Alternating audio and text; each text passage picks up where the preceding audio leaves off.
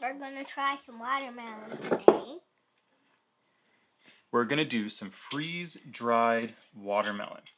So we bought a whole bunch of frozen fruit, which is substantially cheaper than buying fresh fruit most of the year, and way easier in terms of freeze drying. So it can be kind of low maintenance, easy to pull off. You just pull out your frozen bags and throw it on the freeze drying trays and put it in the freeze dryer, and you have snacks without all the extra sugar, without the nutrition loss, and really easy to throw in and take places with you. All right, so you're a huge fan of watermelon.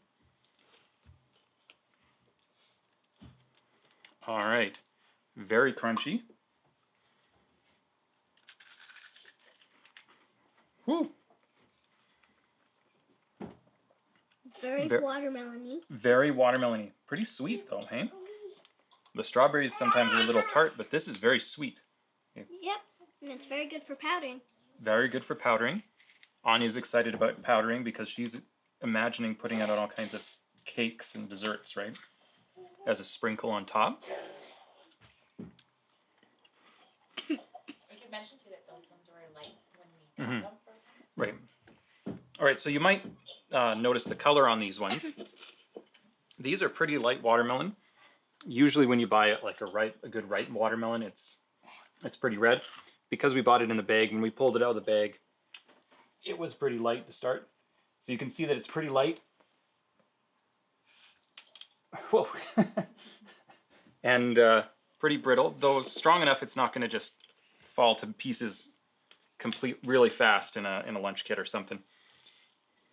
But it started pretty light. This is pretty true to the color that it was. A little bit of shriveling. Do you think that would work good on a cupcake? Yeah, strawberries and watermelon. Mm-hmm. All right, so